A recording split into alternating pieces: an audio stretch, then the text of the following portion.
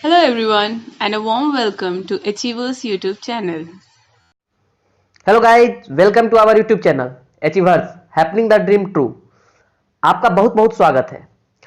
आज के वीडियो में हम लोग सितंबर महीने के महत्वपूर्ण करंट अफेयर्स को करेंगे, जो आपके आगे आने वाली एग्जाम्स के लिए बहुत ही महत्वपूर्ण होंगे। सीएचएसएल का एग्जाम 12 तारीख से शुरू होने वाले हैं, ठीक है। तो आपके लिए यह वीडियो बहुत ही फ्रूटफुल होगा, खासकर वो लोग जो सीएचएसएल का एग्जाम नहीं दिए हैं, कोरोना के कारण उनका एग्जाम डिले हो गया था, अब उनका एग्जाम होने वाला है। वो लोग तो ये वीडियो को देख कर जाए, रट कर जाए। गारंटी है कि उनके सेट में इससे एक प्रश्न पूछे ही जाएंगे, ठीक है। नहीं पूछे गए तो पिछले महीने से पूछे जाएंगे। यदि वो महीने का आपने वीडियो नहीं देखा है तो जाइए, हमारे चैनल पर अवेलेबल है, मैं लिंक ऐसे डाल दूंगा, आप लोग देख लीजिएगा जाकर। मंथली करेंट अफेयर्स बहुत ही महत्वपूर्ण है। अब आप लोग देख रहे होंगे जीके जेएस के सेक्शन में 35 से 50% के बीच में करंट अफेयर्स ही पूछा जाता है, ठीक है। तो दोस्तों, अब बाकी आगे आने वाली एग्जाम जैसे एनटीपीसी हो गई, ग्रुप डी हो गई, बिहार दरोगा हो गई, बीपीएससी हो गया, तो ये सब एग्जाम्स के लिए भी ये सब बहुत ही महत्वपूर्ण होंगे। इसलिए आप सबसे निवेदन है, वीडियो को आराम से देखिए, अंत तक देखिए, यार दोस्तों में शेयर कीजिए, ताकि अपने साथ साथ उनका भी विकास हो सके। सबका साथ सबका विकास लेकर चलिए, ठीक है। तो हम लोग ज्यादा समय नहीं लेते हैं, सितंबर महीने के करंट अफेयर्स को करते हैं।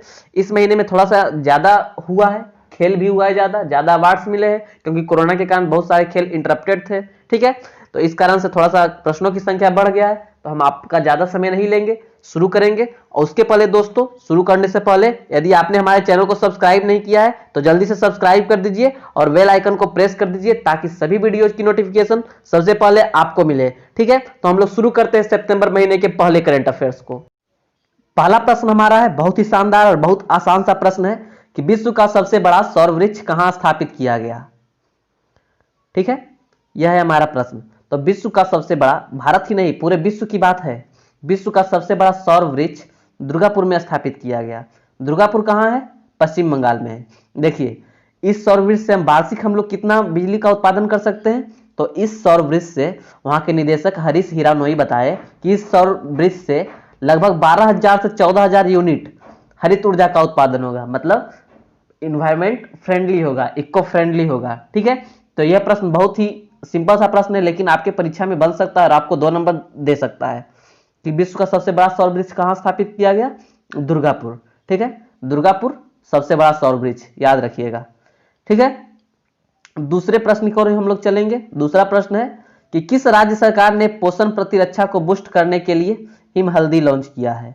तो देखिए, आपको पता होगा कि सितंबर का महीना है जो पोषण महीना है, तो हिमाचल प्रदेश सरकार ने पोषण प्रतिरक्षा को बूस्ट करने के लिए हिम हल्दी दूध लॉन्च किया है, ठीक है। यह प्रश्न इसलिए इंपॉर्टेंट है क्योंकि नॉर्थ के राज्य का है, हिमालयी राज्य का है। तो देखिए, आप लोग आसानी से रिलेट कर सकते हैं इसे, हिमाचल प्रदेश और हिम हल्दी। इंपॉर्टेंट प्रश्न है, याद रखिएगा। और खासकर मैं इसलिए ये प्रश्न दिया हूं कि आप लोगों को क्लियर हो जाए कि पोषण, यदि आपसे प्रश्न पूछ दिया कि पोषण महीना कब मनाया जाता है, तो सितंबर में मनाया जाता है पोषण महीना, ठीक है। ये रहा हमारा प्रश्न। तीसरा प्रश्न है कि भारत और किस देश के बीच नौसेना सैन्याभ्यास इंद्र अंडमान निकोबार में होना तय है। तो ये देखिए, नौसेना सैन्याभ्यास है क्या? इंद्र। देखिए, आप लोग याद रख सकते हैं, यदि आपसे कभी पूछ दिया कि इंद्र नौसेना सैन्याभ्यास कैसे है, तो इंद्र जो क्या है, इंद्र वर्षा के देवता है। वर्षा मतलब समुद्र, आप लोग इजीली रिलेट कर सकते हैं। और इंद्र जो है भारत और रसिया के बीच होता है, जो वार्षिक नौसेना सैन्याभ्यास है, ठीक है। बहुत सारा सैन्याभ्यास जो है आपसे पूछा जाएगा एग्जाम में, तो आप लोग को याद क्या क्या रखना है, जो आपके अभी करेंट में सिटी हाईलाइटेड है, करेंट में जो देश हाईलाइटेड है उसको याद रखना है। जैसे चाइना का हैंड इन हैंड होता है, इसी टाइप से जो 3 4 5 गो है। और भारत के पड़ोसी राज्य का, खासकर यदि मालदीव से कोई हो रहा है, श्रीलंका से कोई हो रहा है, तो ये सब इंपॉर्टेंट है, आपको याद रखना है, ठीक है। हम लोग चलेंगे अपने चौथे प्रश्न की ओर। चौथा प्रश्न है कि भारत ने किस राज्य में विश्व का सबसे बड़ा खिलौना संग्रहालय बनने वाला है। मतलब भारत के किस राज्य में सबसे बड़ा खिलौना संग्रहालय, मतलब टॉय म्यूजियम बनने वाला है। तो गुजरात में। गुजरात किसकी जन्मभूमि? नरेंद्र मोदी की जन्मभूमि। नरेंद्र मोदी तो बाद में, पहले वल्लभ भाई पटेल की जन्मभूमि, कर्मभूमि सभी गुजरात, वहीं सबसे बड़ा खिलौना संग्रहालय बनने वाला है, ठीक है। और ज्यादा कुछ इसके बारे में जानना नहीं है, ज्यादा डिटेल्स जरूरत नहीं है। आप लोग याद रखिएगा, गुजरात खिलौना संग्रहालय विश्व का सबसे बड़ा है, इसलिए आपके लिए महत्वपूर्ण होता है। 5वें प्रश्न को देखिए कि हाल ही में हुए मेन ड्रॉ सिंगल्स मैच जीतने वाला पहले भारतीय व्यक्ति कौन बने हैं। तो यूएस ओपन में कोई भी मेन ड्रॉ में सिंगल जीतने वाले पहले भारतीय व्यक्ति सुमित नागल बने हैं। ठीक है, यूएस ओपन के बारे में और जानकारी आपको नीचे दूंगा मैं, तब तक के लिए आप इस प्रश्न से काम चलाइए। और यह प्रश्न इसलिए इंपॉर्टेंट है कि ये पहला बार कोई भारतीय यूएस ओपन या कोई भी ग्रैंड स्लैम में उसमें मेन ड्रॉ सिंगल्स जीता है। ठीक है, तो सुमित नागल को याद रखिएगा आप लोग। हम लोग चलेंगे छठे प्रश्न की ओर। छठा प्रश्न है कि केंद्र सरकार ने जम्मू कश्मीर के लिए भाषा विधेयक 2020 के अंतर्गत इनमें से किस भाषा को जम्मू कश्मीर की आधिकारिक भाषा बनाने की घोषणा की है। तो देखिए, कश्मीरी, डोंगरी और हिंदी को, मतलब इनमें से सभी को आधिकारिक भाषा बनाने की घोषणा की है। कहाँ का? जम्मू कश्मीर केंद्र शासित क्षेत्र का। जम्मू कश्मीर केंद्र शासित क्षेत्र जब राज्य था तब वहाँ का आधिकारिक भाषा सिर्फ उर्दू था। ठीक है, तो अब उसके साथ साथ उर्दू को भी रहने दिया गया है, उसके साथ साथ कश्मीरी, डोंगरी, ये सब वहाँ का जो क्या उसको बोलते हैं लोकल लैंग्वेज है, और हिंदी, हिंदी इंपॉर्टेंट है, तो ये कश्मीरी पंडित लोग हिंदी बोलेंगे। तो ठीक है, तो इसलिए इन तीनों भाषा को और ऐड किया गया है वहाँ के आधिकारिक भाषा के रूप में। ठीक है, सातवें प्रश्न को देखिए। सातवां प्रश्न है कि किस राज्य ने ऑनलाइन गैम्बलिंग ऐप जैसे रम्मी और पोकर पर प्रतिबंध लगा दिया है। ये तो हो गया उस समय की बात जिस समय लगाया था। अब न्यूज इधर आया है कि ड्रीम 11 में भी यह ड्रीम 11 को भी यह बैन कर दिया है। ड्रीम 11 क्या है? लीगल सट्टेबाजी है। ठीक है, तो ड्रीम 11 जैसे गैम्बलिंग ऐप, रम्मी, पोकर, सब पर ये प्रतिबंध लगा दिया है। कौन? यंग सीएम जिसका रहेगा। तो यंग सीएम किसका है? आंध्र प्रदेश का। ये देखिए, यंग है तो इनके खून में कुछ से कुछ चलते रहता है, कुछ से कुछ करते रहते हैं। मैंने तीर दिया है, ये 3 राजधानी बनाने की बात कर रहे हैं अपने राज्य में, विधान परिषद को खत्म करने की बात कर रहे हैं अपने राज्य में। बस सेंटर तक तो पहुंचा हुआ है, पास होकर के विधान परिषद खत्म हो जाए। अब बस सेंटर अप्रूव कर देगा तो विधान परिषद 6 से 5 हो जाएगा अपने देश में। ठीक है, तो इतनी बातें हो गई आंध्र प्रदेश और उनके प्रतिबंधों के बारे में। आठवें प्रश्न को देखिए कि भारत ने रूस के साथ किस राइफल के निर्माण के लिए डील की। तो AK-203। ठीक है, मतलब एक बार में 203। यह राइफल के निर्माण की डील की किसके साथ? रूस के साथ। कौन? भारत। अच्छा, अब देखिए, भारत बहुत ही बढ़िया काम करता है। पहले तो भारत क्या करता था कि किसी से कोई राइफल खरीदा, अब क्या करता है कि राइफल खरीदा, चाहे टैंक खरीदा, तोप खरीदा, वो तो खरीदता है, साथ ही साथ उसके बनाने की विधि भी यदि देने को इच्छुक हुआ तो मांग लेता है। तो देखिए, कुछ खरीदेगा और कुछ का देखिए, यहाँ देखिए, सभी राइफल का निर्माण मेक इन इंडिया मुहिम के तहत भारत में किया जाएगा। देखिए, ये सिर्फ वहां से बात हुआ कि चलो भाई हमारे यहाँ बनाना, हमको ही फायदा हो जाएगा, हम भी देखकर सीख जाएंगे। इसका निर्माण कहाँ होगा? अमेठी के कारखाने में। अमेठी कहाँ है? यूपी। ठीक है, और ये डील कब हुआ? जब राजनाथ सिंह जी रूस में SCO के सम्मेलन में भाग लेने गए थे। ठीक है, इतनी बातें इनके बारे में। AK-203 के बारे में देखिए 9वें प्रश्न को, ये आपसे पूछा जाएगा क्योंकि यह ऐप्स के बारे में है, एक एप्लीकेशन के बारे में है। प्रश्न है कि हाल ही में केंद्रीय शिक्षा मंत्रालय ने इंग्लिश का उच्चारण सुधारने के लिए किस मोबाइल ऐप को लॉन्च किया है। इंग्लिश का उच्चारण हम सब का इंग्लिश जैसा रहता है, बहुत ही बढ़िया भी रहता है, बहुत ही बेकार ही रहता है। खासकर यूपी, बिहार, दिल्ली ये सब के लोगों का तो इंग्लिश आप लोग जानते ही होंगे। तो देखिए, तो इंग्लिश का उच्चारण को सुधारने के लिए इंग्लिश प्रो नाम का एक मोबाइल ऐप लॉन्च किए हैं। कौन किए हैं? शिक्षा मंत्री। देखिए, केंद्रीय शिक्षा मंत्रालय नाम चेंज हुआ था, ये तो आपको पता है कि शिक्षा जो था पहले मानव संसाधन विकास मंत्रालय, उसका नाम चेंज होकर शिक्षा मंत्रालय हो गया था। तो उन्होंने ही इंग्लिश प्रो नामक एक ऐप लॉन्च किया है जो आपके इंग्लिश के उच्चारण को सुधार देगा। ठीक है, अब देखिए 10वें प्रश्न को। 10वां प्रश्न है कि लेटेस्ट ड्रीम नामक पुस्तक किसके द्वारा लिखी गई है। तो लेटेस्ट ड्रीम पुस्तक विदेशी राइटर पोप फ्रांसिस के द्वारा लिखी गई है। जैसा पुस्तक का नाम आपको लग रहा होगा लेटेस्ट ड्रीम, मतलब चलो ड्रीम करते हैं। ठीक है, तो इसमें क्या है कि इसमें है कि वो बहुत सारी ये इंस्पायरिंग बुक है। इस बुक में है कि कैसे एक संकट में व्यक्ति अपने जीवन में आने वाली समस्याओं को निपटने के लिए सीख सकता है। मतलब प्रॉब्लम मैनेजमेंट का ये बुक है कि समस्याएं आएगी उसको आप कैसे निपटान कर सकते हैं। ठीक है, वो अपने निजी जीवन से 3 प्रमुख संकटों का उसमें वर्णन करते हैं कि हमारे पास ये संकट आया, हम इसको ऐसे डील किए। ठीक है, बढ़ते हैं अपने अगले प्रश्न की ओर। 11वां प्रश्न है कि हाल ही में केशवानंद भारती का निधन हो गया, वह किस राज्य के खिलाफ केस लड़े थे। पॉलिटी के आप लोग स्टूडेंट होंगे या आप लोगों को पॉलिटी पढ़ना पड़ा होगा, क्योंकि एग्जाम्स के लिए पॉलिटी पढ़ना महत्वपूर्ण है। तो आप लोग केशवानंद भारती के नाम से वाकिफ होंगे। बहुत ही महत्वपूर्ण नाम है एग्जाम के पॉइंट ऑफ व्यू से आपका। आगामी पॉइंट ऑफ व्यू से, क्योंकि इनका निधन हो गया है। ये पूछा जाएगा आपसे प्रश्न कि ये किस राज्य के खिलाफ केस लड़े थे, तो ये केरल सरकार के खिलाफ केस लड़े थे। ठीक है, ये अपने मूल अधिकारों की रक्षा के लिए केरल सरकार के विरुद्ध केस लड़े थे। तो देखिए, केशवानंद भारती केस में बहुत सारी बात हुई थी। यह किस वर्ष हुई थी, ये प्रश्न आपसे पूछा जा सकता है कि केशवानंद भारती का केस किस वर्ष हुआ था। अच्छा, आपसे ये भी पूछा जाएगा कि भारतीय संविधान में अब तक कोई जजमेंट देने के लिए सबसे बड़ा जो बेंच बनता है जजों का, वो इन्हीं के केस में बना था। 13 जजों का बेंच बना था। ठीक है, तो केशवानंद भारती बहुत ही महत्वपूर्ण नाम है। जब आप लोग यदि करंट अफेयर्स का वीडियो रोज फॉलो कर रहे होंगे तो उसमें डिटेल्ड से बताया गया था कि केशवानंद भारती का केस क्या था, क्यों उनका क्या हुआ था, वो अपने मठ की रक्षा के लिए क्यों सरकार से भिड़ गए थे, केरल सरकार से भिड़ गए थे।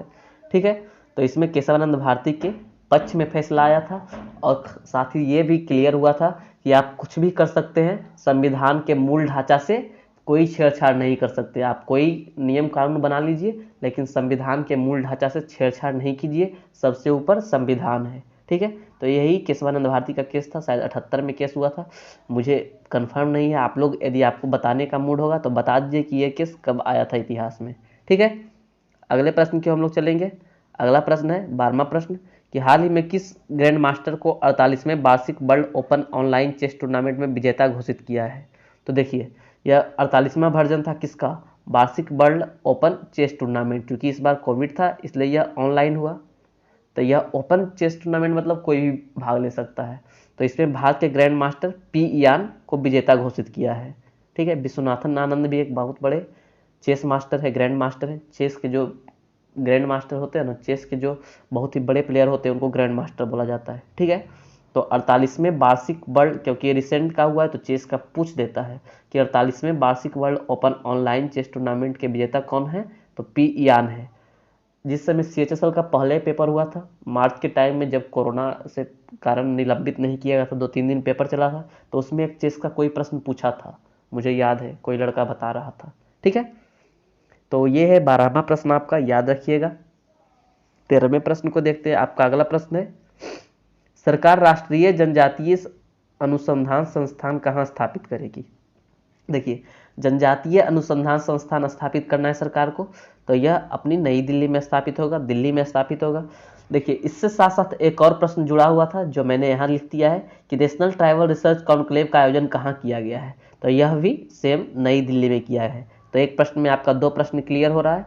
ये प्रश्न बहुत ही महत्वपूर्ण है, सर्टिफाइड है कि आपसे पूछेगा ही कि राष्ट्रीय जनजातीय अनुसंधान संस्थान कहाँ स्थापित करेगी सरकार। ठीक है, तो राष्ट्रीय जनजातीय अनुसंधान संस्थान कहाँ स्थापित करेगी, तो नई दिल्ली में। ओके, अगले प्रश्न की हम लोग चलेंगे। अगला प्रश्न है कि अंतर्राष्ट्रीय साक्षरता दिवस कब मनाया जाता है। सितंबर के महीने में बहुत सारी बात हुई, शिक्षक दिवस मनाया गया। ये मैं प्रश्न नहीं लिया हूँ जानबूझकर, क्योंकि आप लोगों को पता होगा राष्ट्रीय शिक्षक दिवस 5 सितंबर और अंतर्राष्ट्रीय शिक्षक दिवस 5 अक्टूबर।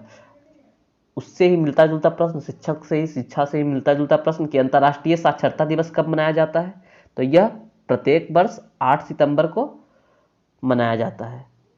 कब से मनाया जाने लगा, क्यों मनाया जाने लगा, ये देखिए थोड़ा सा।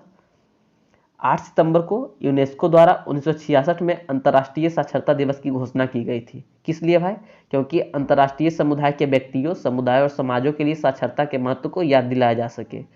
मतलब कहने का मतलब मोटा मोटी इसका ये है कि शिक्षा की अलख जगाने के लिए 1966 से यूनेस्को द्वारा प्रत्येक वर्ष 8 सितंबर को अंतर्राष्ट्रीय साक्षरता दिवस मनाया जाता है। आपको और बाकी इसके बारे में डिटेल से पढ़ना है, वीडियो देखा कीजिए प्रत्येक दिन का। देखिए, फिर से सौर सम्मेलन, सौर गठबंधन, सौर से सोलर ऊर्जा से रिलेटेड प्रश्न है। मैं पहले भी कह चुका हूँ, यदि भविष्य में हमारे प्रधानमंत्री जी को नोबेल मिलता है तो इसी कारण मिलेगा, सोलर प्रौद्योगिकी के कारण, सोलर जो अलायंस बनाए हैं अंतर्राष्ट्रीय सौर गठबंधन, उसके कारण। ठीक है, तो प्रश्न है 15वां प्रश्न कि पहला विश्व सौर प्रौद्योगिकी शिखर सम्मेलन कब आयोजन किया गया। तो देखिए, विश्व सौर प्रौद्योगिकी शिखर सम्मेलन का पहला आयोजन था, यह कब आयोजन किया गया, तो यह 8 सितंबर को किया गया। ठीक है, देखिए इसके बारे में आप लोग जो अंतर्राष्ट्रीय सौर गठबंधन है इसके बारे में जानिए। ये तो यही किया गया। ठीक है, इसका हेडक्वार्टर का जो लोकेशन है ये कहाँ है, गुरुग्राम में है। इसके जो अभी लीडर है ये उपेंद्र त्रिपाठी है। यह पेरिस में, फ्रांस के पेरिस में इसकी खोज की गई थी 30 नवंबर 2015 को। और खोज करने वाले कौन थे? हमारे मोदी जी थे। और मेंबरशिप कौन है? मेंबर्स ऑल यूएन, मतलब यूएन के जितने भी मेंबर हैं सब इसके मेंबर हैं। ठीक है, चलिए अब 16वें प्रश्न को देखिए। यदि आप लोग रेगुलर टीवी देख रहे हो या फिर आप लोग आईपीएल जरूर देख रहे होंगे या फिर बिग बॉस कुछ भी देख रहे होंगे तो आपको ऐड आता होगा बीच में भी, तो वही है प्रश्न कि वोडाफोन और आइडिया ने खुद को किस नई ब्रांड पहचान के तहत फिर से ब्रांड बनाया है? तो गीगानेट वाला ब्रांड, गीगानेट कौन है? वी। बहुत मस्त इसका ऐड आता है, आप लोग देखे होंगे। दिमाग खराब कर दिया था जब इधर ये रीयूनियन हुआ था इसका, मतलब ये रीनेम किया था अपना ब्रांड को। ठीक है, वी। चलिए 17वें प्रश्न की ओर चलिए। उसमें ज़्यादा कुछ लेना देना नहीं है, बस बता दिया, हो सकता है पूछ दे, क्योंकि परीक्षा में कुछ भी पूछ सकता है। अभी प्रश्न है कि 17वां प्रश्न है, हाल ही में अमेरिका के राष्ट्रपति डोनाल्ड ट्रंप ने विलिंगटन को द्वितीय विश्व युद्ध हेरिटेज सिटी घोषित किया है। ठीक है, यह सिटी अमेरिका के किस राज्य में स्थित है? तो देखिए, अमेरिका के राष्ट्रपति डोनाल्ड ट्रंप को कोरोना हो गया है, आपको पता है, तो इन्होंने विलिंगटन को विश्व युद्ध 2 का, मतलब द्वितीय विश्व युद्ध का हेरिटेज सिटी घोषित किया है। तो यह सिटी अमेरिका के किस राज्य में स्थित है यह आपको बताना है। तो अमेरिका का एक राज्य है नॉर्थ कैरोलिना। ठीक है, उसी में विलिंगटन शहर स्थित है जिसे विश्व युद्ध 2 का हेरिटेज सिटी घोषित किया है। तो आपको ये शहर का नाम याद रखना है, बहुत ही इंपॉर्टेंट नाम है विलिंगटन। ठीक है, आपसे आगामी परीक्षा में पूछा जाएगा कि किस शहर को, तो विलिंगटन को, ये नाम आपको याद रखना है, विलिंगटन। ठीक है, ये नाम को, विलिंगटन को। चलिए अगले प्रश्न को हम लोग देखते हैं। इसमें ज़्यादा कुछ लेना देना नहीं था, बस नॉर्थ कैरोलिना में ये आपसे नहीं पूछेगा तो आपसे विलिंगटन के बारे में पूछेगा, इसलिए यह प्रश्न को लिया गया है। 18वां प्रश्न है कि एनएसओ के द्वारा जारी एक सर्वे के अनुसार देश का सबसे शिक्षित राज्य कौन सा है? तो देखिए, देश का सबसे शिक्षित राज्य केरला है। शिक्षा ही देखिए आदमी को, नो डाउट कि आदमी को बड़ा बनने में आदमी को शिक्षित होना बहुत ही ज़रूरी है, लेकिन आदमी को उदार बनने में, समाजवादी होने में शिक्षा का उतना भी महत्व नहीं है। बोले थे, बहुत बड़े बोल के चले गए कि पोथी पढ़ पढ़ जग मुआ, पंडित भया न कोई, ढाई आखर प्रेम का पढ़े सो पंडित होए। तो मतलब मानवतावादी प्रेम का ये सब जो पाठ करेगा, समाज से जो प्यार करेगा, वो किताबी अक्षरों वाले पढ़ने से बहुत ज़्यादा है। बहुत सारे लोग होते हैं जो किताबी ज्ञान रखते हैं, उन्हें समाज का ना ज्ञान है। बहुत ही, आप लोग सुने होंगे कि केरला में एक हथनी को, इधर कुछ ही दिन पहले का न्यूज़ था कि वो गलती से अथी खा लिया था। अब गलती से खा लिया या जानबूझकर, मतलब एक अनानास था उसमें बम सेट था, वो खा लिया, उसका मुंह का चिथरा चिथरा उड़ गया। ये बात सुने होंगे आप लोग। ठीक है, खैर छोड़िए, सबसे शिक्षित राज्य यही रहता है। अब आप लोग सोच रहे होंगे शिक्षित मतलब क्या है, यहाँ के सब आईएएस आईपीएस ही बनते हैं? जी नहीं, शिक्षित मतलब कि आपको पढ़ना लिखना आता है। 10th पास, यहाँ के मैक्सिमम लोग 10th पास से, पढ़ना लिखना है, अपना नाम लिखना जानते हैं, अपना सिग्नेचर करना जानते हैं। तो यही शिक्षा का पैमाना हो गया नापने का। इसका जो आपका मेन पॉइंट है इस सर्वे का, ये मैं थोड़ा थोड़ा बता देता हूँ कि ओवरऑल लिटरेसी रेट इंडिया का क्या है, 77.7% है। ठीक है, और बात जानिए कि रूरल एरियाज का जो है, रूरल एरिया का लिटरेसी रेट 73.5 ऑफकोर्स कम होगा, और अर्बन एरियाज का 87.7, ये तो ज़्यादा होना ही था। ठीक है, अच्छा, ये बहुत ही इंटरेस्टिंग बात निकल कर आई है कि मेल का जो लिटरेसी रेट है सभी जगह, सभी राज्यों में फीमेल के लिटरेसी रेट से ज़्यादा है। तो आई थिंक टिकटॉक के कारण या जैसे भी हो, जिसके कारण सब फीमेल उधर ध्यान लगाने लग गई और मेल आगे निकल गए। ठीक है, मेल टिकटॉक यूज करते थे ब्रेक के लिए, लेकिन बहुत सारे मेल तो जो थे फीमेल वाला काम करते थे। सॉरी। 19वें नंबर को देखिए। अगला प्रश्न है कि प्रधानमंत्री नरेंद्र मोदी ने पत्रिका गेट का उद्घाटन कहाँ किया है? पत्रिका गेट एक जो है एजेंसी है, उसके द्वारा एक गेट बनाया गया जयपुर में, और उसी का उद्घाटन प्रधानमंत्री नरेंद्र मोदी द्वारा किया गया। आपसे प्रश्न पूछेगा कि पत्रिका गेट का उद्घाटन किया गया है मोदी जी द्वारा, यह कहाँ है? तो जयपुर में है। ठीक है, अच्छा, जयपुर जो है वर्ल्ड हेरिटेज साइट सिटी में है, यूनेस्को का वर्ल्ड हेरिटेज सिटी में जयपुर का नाम है। सबसे पहले अहमदाबाद को दिया गया था, अब जयपुर को दिया गया है, तो इसलिए यह शहर और भी महत्वपूर्ण हो जाता है, आपको याद रखना है। और इस प्रश्न के बारे में ज़्यादा हमें बताना नहीं है। अगले प्रश्न को देखिए। प्रश्न है कि हाल ही में किस देश ने गोहत्या पर प्रतिबंध लगाने का प्रस्ताव रखा है? गोहत्या मतलब काउ स्लैटरिंग पर प्रतिबंध लगाने का प्रस्ताव रखा है किसने? श्रीलंका ने। अच्छा, यूपी भी गोहत्या पर प्रतिबंध लगाने को सोच रहा है। शायद लगा भी दिया, मैं कंफर्म नहीं हूँ। खैर छोड़िए, श्रीलंका के बारे में जानिए। श्रीलंका का कैपिटल आपको पता होगा, इसका 2 कैपिटल है, लेजिस्लेटिव, एक एक्सिक्यूटिव एंड जुडिशियल। तो लेजिस्लेटिव है श्री जयवर्धने कोट्टे और ये है कोलंबो। लार्जेस्ट सिटी भी इसका कोलंबो ही है। ऑफिशियल लैंग्वेज सिंहला और तमिल है। देखिए तमिलनाडु का भी ऑफिशियल लैंग्वेज है और श्रीलंका का भी ऑफिशियल लैंग्वेज है। याद रखना है आपको। प्रेसिडेंट और प्राइम मिनिस्टर दोनों भाई गोटाबाया राजपक्षे और महिंदा राजपक्षे। करेंसी श्रीलंकन रुपी। ठीक है, तो इतनी बातें हो गई श्रीलंका के बारे में। आई होप आपको समझ में आई होगी। अब हम लोग अगले प्रश्न की ओर मूव करेंगे। हमारा अगला प्रश्न है प्रश्न नंबर 21। ठीक है, अगला प्रश्न है, हाल ही में किसे ऑल इंडिया टेनिस एसोसिएशन का नया अध्यक्ष नियुक्त किया है? ये नाम याद रखिए, ऑल इंडिया टेनिस एसोसिएशन का नया अध्यक्ष किसे नियुक्त किया गया है? अनिल शर्मा को। ठीक है, बस इस प्रश्न में और कुछ नहीं है, बस आपको यही याद रखना है कि ऑल इंडिया टेनिस एसोसिएशन नया नियुक्ति है, अनिल शर्मा को नियुक्त किया गया है।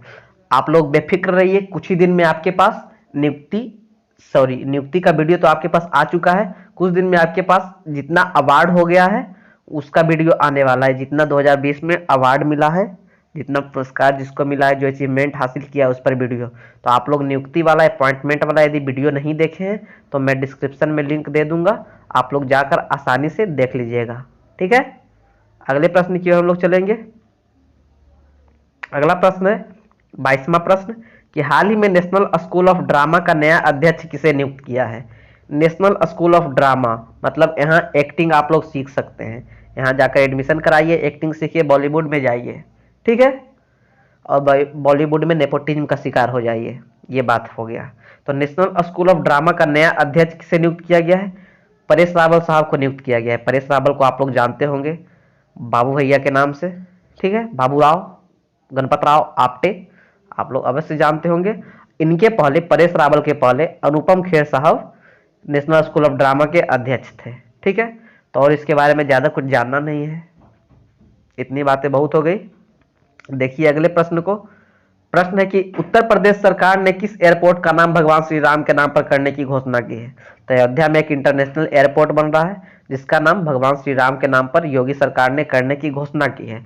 कुशीनगर, उत्तर प्रदेश का कुशीनगर में भी एक एयरपोर्ट बन रहा है, इंटरनेशनल एयरपोर्ट। तो ये 2 जगह इंटरनेशनल एयरपोर्ट बनने की मंजूरी मिल गई है। आपको याद रखना है कि कहाँ कहाँ बनने वाला है। ठीक है, और ये जो है अंतर्राष्ट्रीय स्तर पर बनाया जाएगा, ये तो मैं बता चुका हूँ। इसका निर्माण दिसंबर 2021 तक पूरा हो जाने का लक्ष्य रखा गया है। अब देखिए कब तक पूरा होता है। अच्छा, अब अगले प्रश्न की ओर देखिए। आप लोग जानते होंगे कि योगी जी बहुत सारे नेम पहले चेंज कर चुके हैं, तो कुछ दिन में जितना भी नेम चेंज हुआ है जो आपके परीक्षा के लिए इंपॉर्टेंट होगा, कुछ उत्तर प्रदेश में नेम चेंज हुए हैं। अच्छा, आप देखिए जैसे कि इसी महीने में, सितंबर महीने में ही हुबली रेलवे स्टेशन का नाम चेंज करके कोई रखा गया है बाबा पर। आपको वो, यदि आपको याद है तो वो कमेंट करके बताइए, और यदि आप लोग रोज करेंट अफेयर्स की वीडियो देख रहे होंगे तो आप लोग आसानी से बता दीजिएगा। हुबली में क्या बन रहा है? हुबली में पूरे विश्व का सबसे लंबा प्लेटफॉर्म बन रहा है, यह आपको पता होगा। तो हुबली में जो प्लेटफॉर्म बन रहा है, तो हुबली का जो रेलवे स्टेशन है उसका नामकरण कुछ दूसरा किया गया है। ठीक है, वो आपको कमेंट करके बताना है क्या किया गया है। हम लोग अब अगले प्रश्न को देखते हैं। अगला प्रश्न है, हाल ही में दक्षिण भारत की पहली किसान रेल को हरी झंडी दिखाई गई। यह ट्रेन निम्नलिखित में से कहां कहां चलेगा? देखिए, यह दक्षिण भारत की पहली किसान रेल है। ठीक है, यह किसके किसके बीच चलेगा ये आपको बताना है। तो ये जो ट्रेन है ये अनंतपुर और नई दिल्ली के बीच चलेगा। यह कुल मिलाकर ये जो ट्रेन थी यह तीसरी किसान रेल होगी। अच्छा, पहला जो किसान रेल है यह महाराष्ट्र में देवलाली और बिहार के दानापुर के बीच चली। सॉरी, यह तीसरी नहीं दूसरी ही है। और दूसरी किसान रेल जो है यही है, कहां कहां से? अनंतपुर और नई दिल्ली के बीच। अनंतपुर आंध्र प्रदेश और नई दिल्ली तो आप लोग जानते ही होंगे। और किसान रेल क्या होता है कि यहाँ से कुछ सामान ले जाइए और वापस आते समय वहां से सामान ले आइए किसान के अनुरूप का। ठीक है, ये हो गया किसान रेल। तो आपको ये तो याद रखना ही है कि पहला कहाँ से कहाँ तक चलाया गया। ये चलाया गया महाराष्ट्र के देवलाली से बिहार के दानापुर तक, और दूसरा जो है आंध्र प्रदेश के अनंतपुर और नई दिल्ली के बीच। और ये जो हो गया, जो दूसरा चली अनंतपुर और नई दिल्ली के बीच, यह दक्षिण भारत की पहली किसान रेल हो गई। इसलिए यह ज़्यादा महत्वपूर्ण हो जाता है और आपको याद रखना जरूरी हो जाता है। ठीक है, अगले प्रश्न को हम लोग देखेंगे। अगला प्रश्न है कि इंडिया पोस्ट की 5 स्टार विलेज योजना पायलट आधार पर कहां शुरू की जाएगी। इंडिया पोस्ट 5 स्टार विलेज योजना शुरू करेगी। ठीक है, कहां शुरू करेगी, तो महाराष्ट्र में। पायलट प्रोजेक्ट जो था ये भी महाराष्ट्र में ही स्टार्ट हुआ था, आपको पता है। तो उसी तर्ज पर इंडिया पोस्ट 5 स्टार विलेज योजना शुरू करेगी। आपको नाम से पता चलता है ये 5 स्टार विलेज योजना, मतलब विलेज कोई भी गांव का कायाकल्प करेगा ये। ठीक है, इतनी बातें हो गई। अब हम लोग चलेंगे अगले प्रश्न की ओर। अगला प्रश्न है 26वां प्रश्न कि ग्लोबल इकोनॉमिक फ्रीडम इंडेक्स 2020 के अनुसार भारत का स्थान क्या है। तो इसमें भारत का स्थान 105 है। क्या है रैंकिंग, ये जो इंडेक्स इसका नाम क्या है आपको याद रखिए कि ग्लोबल इकोनॉमिक फ्रीडम इंडेक्स। आइए इस रैंकिंग के बारे में और कुछ जानते हैं। कब जारी किया गया, तो ये आपको इंपॉर्टेंट नहीं है, कोई दिक्कत नहीं है इसके लिए। देखिए क्या हुआ कि पिछला साल भारत जो था 79वां स्थान पर था, इस वर्ष 26 स्थान नीचे जाकर 105वें स्थान पर चला गया। ठीक है, अच्छा ये रैंकिंग जो है कौन जारी करता है, तो कनाडा के फ्रेजर इंस्टीट्यूट द्वारा विश्व की आर्थिक स्वतंत्रता रिपोर्ट। इसका जो ग्लोबल इकोनॉमिक फ्रीडम इंडेक्स, इसका हिंदी यही हो गया, विश्व की आर्थिक स्वतंत्रता। ठीक है, और इसके द्वारा प्रकाशित किया गया फ्रेजर इंस्टीट्यूट और भारतीय think tank centre for civil society के साथ मिलकर भारत में जारी किया गया था। भारत जो है नीचे गिर गया, कोविड-19 के कारण नीचे गिरा है। ठीक है, कोई बड़ा बात नहीं है, सभी देश इसमें नीचे आया है। अगले प्रश्न को देखिए, हाल ही में किस अभिनेता को यूनिसेफ ने बच्चों के अधिकार अभियान फॉर एवरी चाइल्ड के लिए अपना सेलिब्रिटी वकील नियुक्त किया है। देखिए सेलिब्रिटी वकील किसे नियुक्त किया गया है, आयुष्मान खुराना को। देखिए अभी जो उभरते अभिनेता हैं इसमें सबसे बढ़िया आयुष्मान खुराना है, मल्टी टैलेंटेड है, गाना भी गा लेते हैं, बहुत बढ़िया गाना भी गा लेते हैं। इनकी बहुत सारी मूवी सुपरहिट भी हुई। अच्छा इन सब का मूवी ये हो गए, राजकुमार राव हो गए, और ये सब का मूवी में क्या पता क्या खासियत है, खासियत ये है कि ये सब लो बजट फिल्म बनाते हैं और बहुत ज़्यादा कमाई कर लेते हैं। तो जैसे आप लोग बधाई हो देखे होंगे, कितना लो बजट का मूवी था, बहुत ही लो बजट का मूवी था। अंधाधुन ये सब में क्या था, लो बजट मूवी था, लेकिन चला, बहुत सारा चला। तो यूनेस्को जो है, सॉरी यूनिसेफ जो है, यूनिसेफ बच्चों की संस्था है, तो इसने अपने सेलिब्रिटी वकील आयुष्मान खुराना को नियुक्त किया है। बहुत बार पूछा जाएगा एग्जाम में, खासकर रेलवे में तो पूछा ही जाएगा, और जो CHSL आगामी है उसमें भी पूछा जाएगा, आप लोग याद रखिएगा। अगले प्रश्न को देखते हैं 28वां प्रश्न।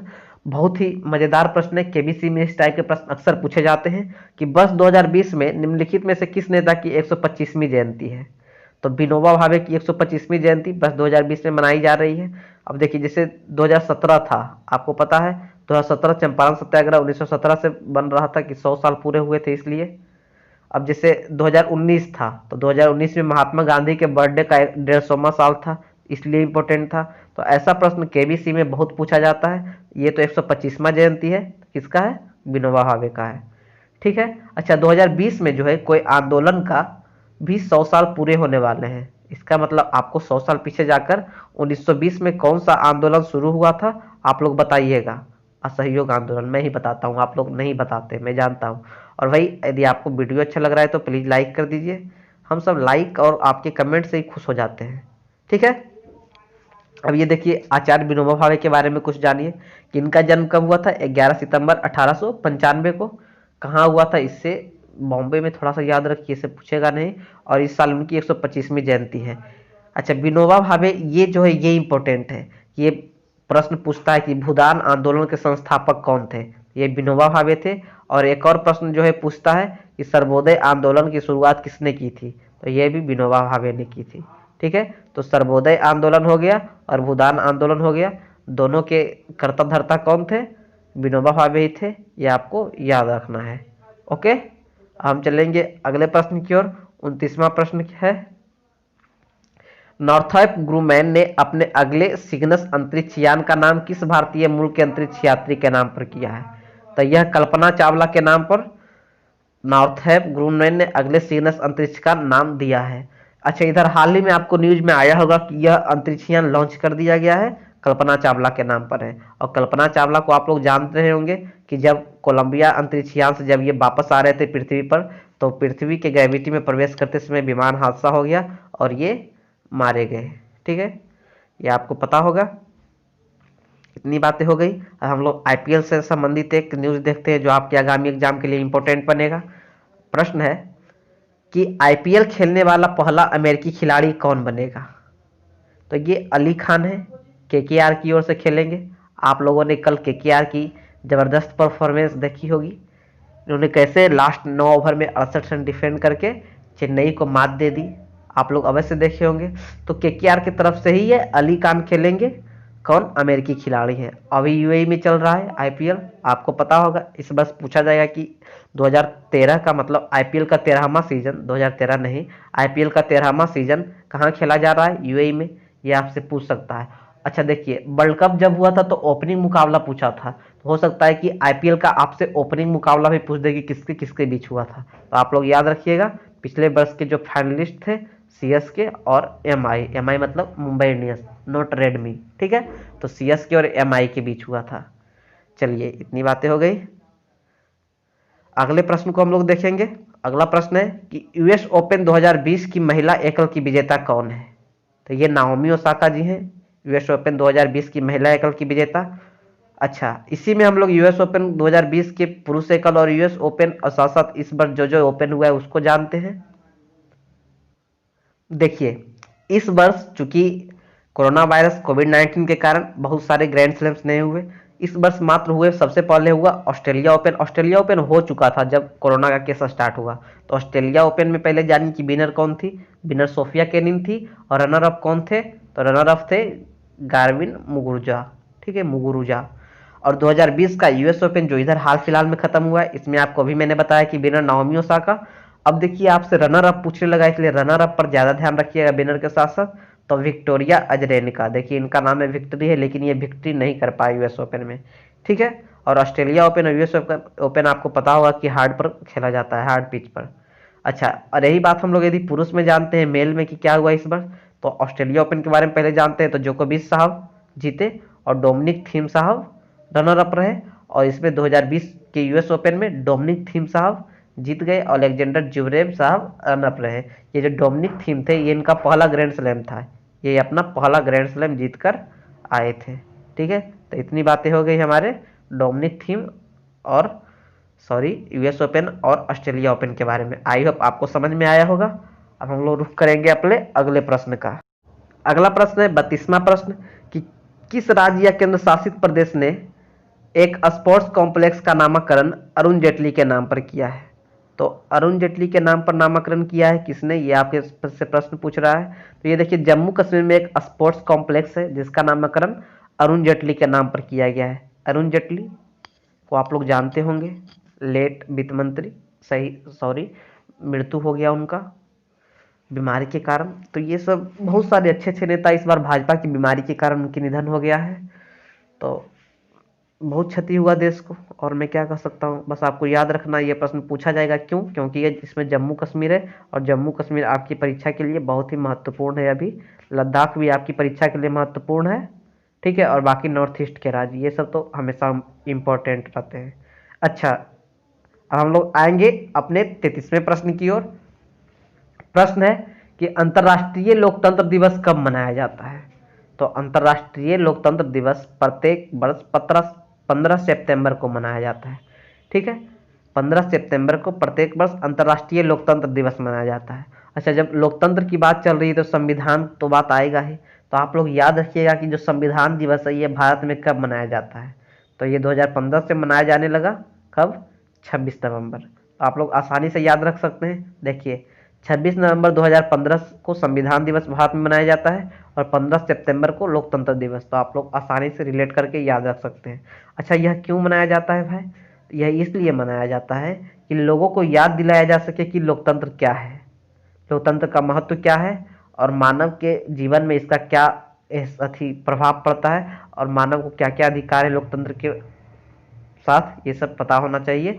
इसीलिए लोकतंत्र का यह अंतर्राष्ट्रीय दिवस मनाया जाता है। कब मनाया जाता है? 15 सितंबर को, ठीक है। अगले प्रश्न को हम लोग देखेंगे। अगला प्रश्न है 34वां प्रश्न कि जापान की सत्तारूढ़ पार्टी ने शिंजो आबे के उत्तराधिकारी के रूप में किसे चुना है। देखिए, शिंजो आबे को क्या हुआ, तो इनका स्वास्थ्य खराब हो गया, बहुत ज़्यादा स्वास्थ्य खराब हो गया, इसके कारण ये इस्तीफा दे दिए। शिंजो आबे बहुत ही अच्छे मित्र थे हमारे प्रधानमंत्री श्री नरेंद्र मोदी जी के। तो नरेंद्र मोदी ने भी एक ट्वीट करके शिंजो आबे को बोला था कि आप अपना टेक केयर कीजिए, बढ़िया से अपने आप को रक्षा कीजिए, ठीक है। तो अब ये जब इस्तीफा दे दिए तो भाई अगला तो कोई बनेगा ही सीएम पीएम, को खाली तो नहीं रह सकती ज़्यादा दिन। तो इन्होंने अपने उत्तराधिकारी के रूप में योशिहाइड सुगा को चुना है, और ये अभी वर्तमान में कौन है, प्रधानमंत्री है, कहाँ के, जापान के, ठीक है। तो ये योशिहाइड सुगा आपके लिए बहुत ही इंपॉर्टेंट चिड़िया हो सकते हैं आपकी परीक्षा के लिए। हाँ हाँ, ओके। अब देखिए जापान के बारे में थोड़ा सा फैक्ट जानते हैं। इसका कैपिटल और लार्जेस्ट सिटी दोनों क्या है, टोक्यो है। अच्छा, और इसको देखिए, इसका नेशनल लैंग्वेज क्या है, जापानीज है। ये आपको पता होगी बात, ये ज़्यादा इसमें कुछ खास नहीं है। ये देखिए आपके एग्जाम के लिए बहुत ही महत्वपूर्ण है, इसका इम्पेरर जो है नारुहितो, ये आपसे पूछा जाएगा। प्राइम मिनिस्टर कौन है, शिंजो आबे, नहीं है, खत्म हो गए ये, मतलब मर नहीं गए, इस्तीफा दे दिए। अब कौन बने, योशिहाइड सुगा। ये ऐसी चिड़िया है जो आपको 2 नंबर दिलाकर जाएगा, ठीक है। लेजिस्लेचर को डाइट बोलते हैं, करेंसी जो है येन है। और थोड़ा सा हम जानेंगे जापान के बारे में, इसकी इंपॉर्टेंट फैक्ट को। तो जापान को आप लोग जानते होंगे कि जापान को सूर्योदय का देश कहा जाता है। ये पॉइंट आपको याद रखना है कि जापान को सूर्योदय का देश, साथ ही साथ जापान को पूर्व का ग्रेट ब्रिटेन कहा जाता है। अब जापान क्या है, किसी से डायरेक्टली इसका सीमा शेयर नहीं करता है, इसके चारों ओर समुद्र घिरा हुआ है, ये द्वीपों में बटा हुआ है। जिस तरह से इंडोनेशिया है द्वीप द्वीप में बटा हुआ है, उसी तरह से जापान भी द्वीप द्वीप में बटा हुआ है। तो बहुत सारे द्वीप है, लेकिन आपको कुछ कुछ द्वीप का नाम याद रखना है जो आपके एग्जाम के लिए इंपॉर्टेंट होंगे। जैसे होन्शु द्वीप का नाम आपको याद रखना है। अब होन्शु द्वीप का नाम क्यों याद रखेंगे, क्योंकि जापान की राजधानी जो टोक्यो है इसी द्वीप पर है। अच्छा, आपको चुगोकू द्वीप का नाम याद रखना है। क्यों याद रखना है, क्योंकि हिरोशिमा जहाँ बमबारी हुआ था यहीं पर है। आपको एक और क्यूशु द्वीप का नाम याद रखना है। अब इसका क्यों रखेंगे, क्योंकि नागासाकी यहीं पर है। तो ये तीनों चारों जो द्वीप है आपको याद रखना है, ठीक है। और ज़्यादा कुछ जापान के बारे में बहुत सारी बातें हैं, अब ज़्यादा मैं बताने लगूंगा तो जापान पर ही क्लास हो जाएगा संपन्न। तो छोड़िए इसको, अब छोड़कर आगे बढ़ेंगे। ये देखिए वेनिस फिल्म फेस्टिवल का आयोजन किया गया, उससे संबंधित एक प्रश्न आपके लिए है कि चैतन्य तम्हाने ने अपनी किस फिल्म के लिए वेनिस फिल्म फेस्टिवल में इंटरनेशनल क्रिटिक्स अवार्ड जीता है, जिसका नाम फ्री प्रेस की अवार्ड था। तो ये द डिसिपल नामक मूवी के लिए वेनिस फिल्म फेस्टिवल में इंटरनेशनल क्रिटिक्स अवार्ड जीता है। अच्छा, वेनिस फिल्म फेस्टिवल के बारे में जानिए थोड़ा सा कि इसका ओपनिंग फिल्म कौन था। अब जैसे कोई फिल्म फेस्टिवल होता है तो पहले कोई फिल्म चलाया जाता है कि भाई चलिए आप लोग एंजॉय कीजिए। तो इसका ओपनिंग फिल्म जो था ये था द टाइज, ये है द टाइज, आपसे नहीं पूछेगा। इसका क्लोजिंग फिल्म क्या था, इसका क्लोजिंग फिल्म था यू केम बैक। इसका लोकेशन क्या था, चूंकि वेनिस फिल्म फेस्टिवल है तो वेनिस कहाँ है, इटली में है। इसकी खोज कब की गई थी, 1932 में, नहीं पूछेगा। ये कौन सा एडिशन था, तो 77। अब जैसे जो सबसे बढ़िया फिल्म का अवार्ड मिलता है ना कि मोस्ट डिजायरेबल मूवी, ठीक है, तो इसमें इसका नाम है कि गोल्डन लायन अवार्ड। जो बढ़िया सबसे मूवी होता है, मूवी ऑफ द ईयर होता है, उसका नाम है गोल्डन लायन अवार्ड। तो गोल्डन लायन अवार्ड किसको दिया गया वेनिस फिल्म फेस्टिवल में, तो नोमाडलैंड को। ये आपसे पूछा जाएगा, आप लोग याद रखिएगा। मैं इसको सिर्फ घेराबंदी कर देता हूँ, आपको सिर्फ ये याद रखना है। और उसके साथ साथ भारत का चूंकि एक जीते हैं चैतन्य लम्हाने, तो उनका नाम याद रखिएगा और उनकी मूवी द डिसिपल को याद रखिएगा, ठीक है। 36वें प्रश्न को देखेंगे। अजीब तरह का आपातकाल लगाया गया है कहाँ, लाइबेरिया में। किस लिए लगाया गया है, तो देखिए पहले तो आपको नाम से लग रहा है कि ये अफ्रीकी देश है, तो महिलाओं की दयनीय स्थिति के कारण। ऐसा कोई पहला बार लगाया है कि महिलाओं की महिलाओं की दयनीय स्थिति के कारण राष्ट्रीय आपातकाल लगाया है, ठीक है। तो यह प्रश्न आपके लिए इसलिए इंपॉर्टेंट हो जाता है क्योंकि ये इस तरह का पहला आपातकाल है। ऐसे आपातकाल लगता है युद्ध के समय, आंतरिक अशांति हो, इसलिए वित्तीय आपात, ये सब लगता है। लेकिन अब इसमें देखिए महिलाओं की दयनीय स्थिति के कारण आपात लग रहा है कहाँ, लाइबेरिया में। अच्छा, आपात का जो प्रबंध है हमारे आर्टिकल में दिया हुआ है, हमारे संविधान में दिया हुआ है। किस में दिया हुआ है, आपको पता होगा, 352, 56 और 60 में। 52 में है कि राष्ट्रपति शासन, ये हो गया आपातकाल और ये हो गया वित्तीय आपात। तो इतनी बातें हो गई, चार जोड़ दीजिए, 352 से 56 और 60 आपको आ जाएगा। चलिए, और ज्यादा कुछ इसके बारे में नहीं जानना है। 37वें प्रश्न को देखिए। प्रश्न है कि विश्व ओजोन दिवस, बहुत ही महत्वपूर्ण प्रश्न है, मोस्ट इंपोर्टेंट प्रश्न है कि वर्ल्ड ओजोन डे कब मनाया जाता है। तो प्रत्येक वर्ष 16 सितंबर को विश्व ओजोन दिवस मनाया जाता है। अच्छा, जब 16 सितंबर की बात आ गई तो एक बात मैं कहना जरूर चाहूँगा कि हमारा जो चैनल है, यूट्यूब का चैनल नहीं, टेलीग्राम का चैनल है, हमारा जो ये सब ग्रुप है जिस पर हम लोग क्यूज लेते हैं, या हमारा वेबसाइट है, ये सभी को 1 साल पूरे हो गए। कब? 16 सितंबर को। इसका मतलब 16 सितंबर 2019 को ही हमारी वेबसाइट का, हमारी चैनल का, हमारे ग्रुप का, खासकर अचीवर्स की स्थापना हुई थी। ये आप लोग कह सकते हैं।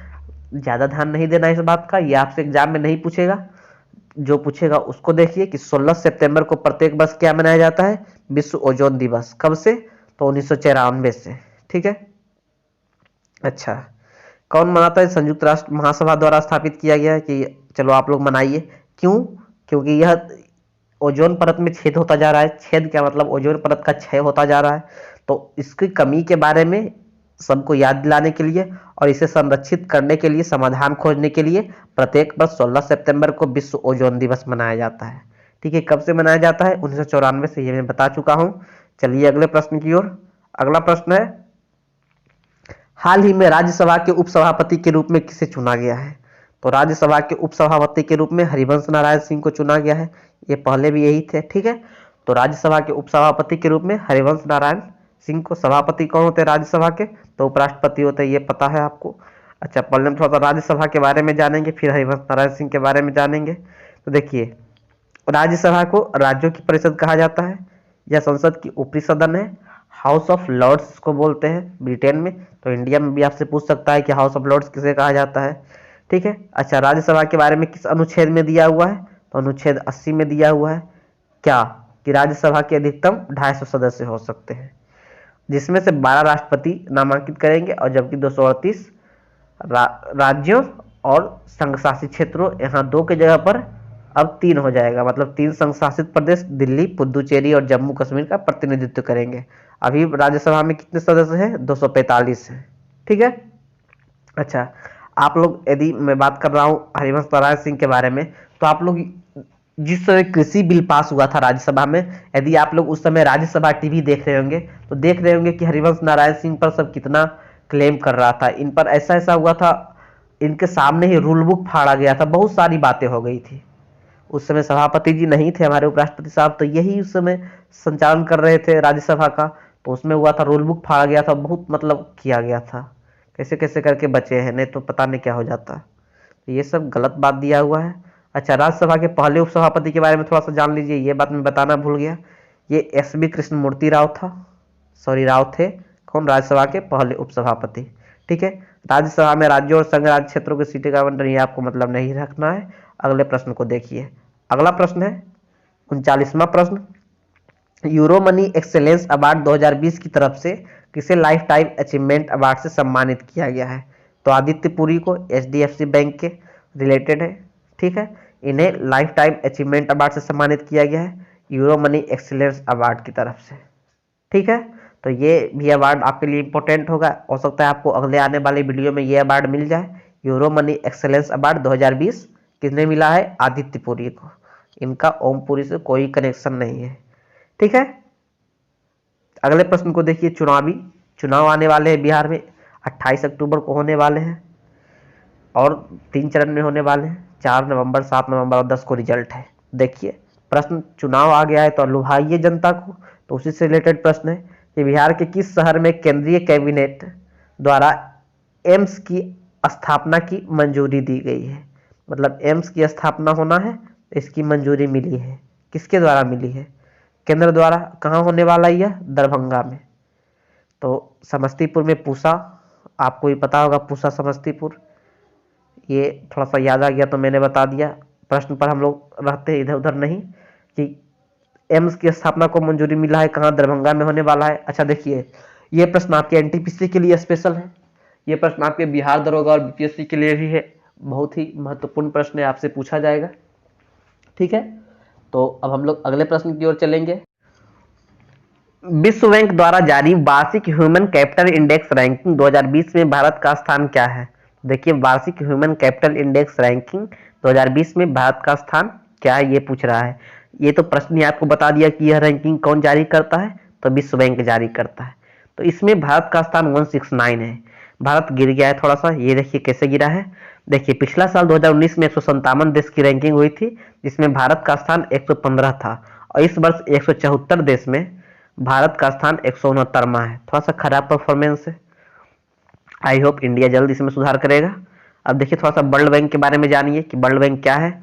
तो इसका फॉर्मेशन कब हुआ था? जुलाई 1944 में। क्यों पूछेगा आपसे। हेडक्वार्टर इसका कहाँ है? Washington DC. ये क्यों नहीं पूछेगा आपसे, जरूर पूछेगा।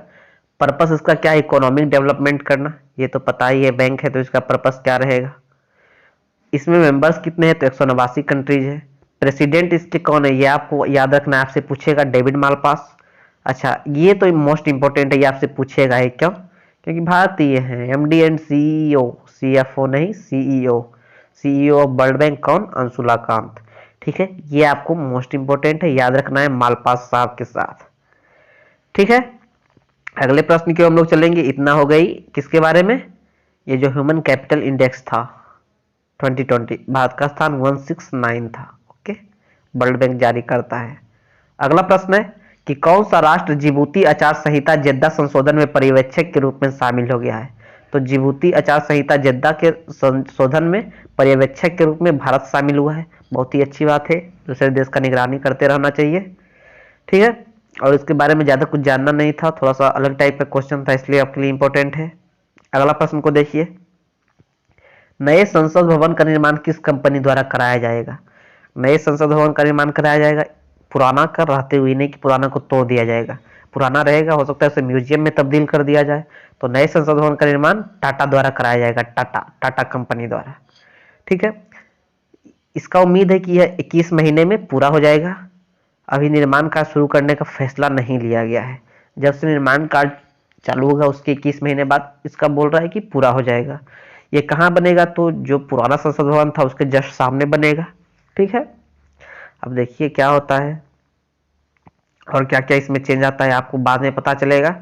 संसद भवन के बारे में आपको और कुछ जानना नहीं है, आप लोग जाकर देखिए। यदि आपको दिल्ली जाने का मौका मिले तो संसद भवन को देखिए, राष्ट्रपति भवन को देखिए, मुगल गार्डन को देखिए। संसद भवन को डिजाइन कौन किए थे? लुटियन साहब, ये आपको पता होगा। तो ये सब बातें आपको याद रखना है। और ये मैंने बताया कि संसद भवन जो है पुराना संसद भवन के सामने ही बनेगा। राजपथ तक कुछ ना कुछ उसमें डिजाइन दिया जाएगा, बहुत ही बेहतरीन तरीके से बनेगा। अब नए तरीके से बनेगा तो देखिए कैसा रहता है, ये तो बाद में पता चलेगी। फिलहाल हम लोग अगले प्रश्न को देखते हैं। अगला प्रश्न है कि एक किताब आई है आजादी, इसके लेखक कौन है? तो इसके लेखक वही है जो गॉड ऑफ स्मॉल थिंग्स जैसे पुस्तक के लेखक है। कौन है? अरुंधति राय। ठीक है, ये ऐसे ही पुस्तक लिखते हैं, आजादी, गॉड ऑफ स्मॉल थिंग्स। पता नहीं इनके दिमाग में क्या से क्या चलते रहता है। इंग्लिश राइटर है, ठीक है, लेकिन इंडिया के हैं, मतलब इंग्लिश में लिखते हैं। अरुंधति राय है आजादी। ओके, तो अरुंधति राय की और पुस्तक है जो आपके लिए इंपॉर्टेंट होगा, तो आप लोग देखिएगा। यदि पुस्तक का आपको वीडियो देखना है तो मैंने अगस्त तक की पुस्तक का वीडियो पहले ही बना रखा है, लिंक डिस्क्रिप्शन में दे दूंगा, आप लोग जाकर देखिए। और जब जनवरी आएगा तब जनवरी तक के पुस्तक का भी आपको वीडियो मिल जाएगा 2 टर्म में। ठीक है, तो इतनी बातें हो गई आज़ादी के बारे में। आज़ादी पुस्तक है तो आज़ादी का ही होगा बारे में कुछ से कुछ लिखा हुआ, मैं तो पढ़ा नहीं हूँ, जो पढ़ेंगे वो बताएंगे। बस फिलहाल हम लोग अगले प्रश्न को देखेंगे। अगला प्रश्न है 45वां प्रश्न कि पहली बार जारी इंडिया हैप्पीनेस रिपोर्ट 2020 के ओवरऑल रैंकिंग में पहले स्थान पर कौन सा राज्य या संघ शासित प्रदेश है? तो इंडिया हैप्पीनेस रिपोर्ट 2020 के ओवरऑल रैंकिंग में नॉर्थ ईस्ट का राज्य मिजोरम जो है पहले स्थान पर है। ठीक है, मिजोरम की बात आई है तो आपको मिजोरम के कुछ इंपॉर्टेंट फैक्ट्स याद रखने हैं जो आपके परीक्षा में बार बार पूछे जाते हैं। और मैं तो पहले ही बता चुका हूं आपको कि भारत के नॉर्थ ईस्ट के जितने भी राज्य हैं उसके बारे में आप लोगों को याद रखना है, उसके बारे में आप लोगों को जानना है। अच्छा, कहाँ से याद रखिएगा, कहाँ से जानिएगा सब मिजोरम के बारे में या कोई भी नॉर्थ ईस्ट राज्य के बारे में? सिंपल सा जवाब है कि www.achieversweb.com पर जाइए और वहाँ जाकर सभी राज्यों की सभी इंपॉर्टेंट फैक्ट्स को पढ़िए। मैं फिलहाल मिजोरम के कुछ इंपॉर्टेंट फैक्ट्स को बताता हूँ। इसकी सबसे पहले आप लोग इसका हाई कोर्ट को याद रखिए कि इसका हाई कोर्ट कहाँ है। तो इसका हाई कोर्ट जो है गुवाहाटी में है। ठीक है, अच्छा, सबसे कम जनसंख्या वाला राज्य है, दूसरे नंबर मतलब सबसे कम जनसंख्या वाला राज्य सिक्किम है, और सेकेंड में आता है ये हमारा मिजोरम। अच्छा, यहाँ सबसे ज़्यादा जो है 87% के लगभग ईसाई निवास करते हैं।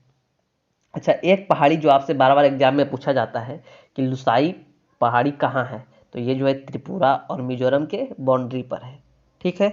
और मिजोरम के बीच से कर्क रेखा गुजरती है, ये तो आपको पता ही होगा। ये भी आपसे पूछा जाता है कि मिजोरम की सबसे ऊंची चोटी कहाँ है, तो मैं ब्लू कलर से ही लिख रहा हूँ, ब्लू माउंटेन जो है मिजोरम की सबसे ऊंची चोटी है।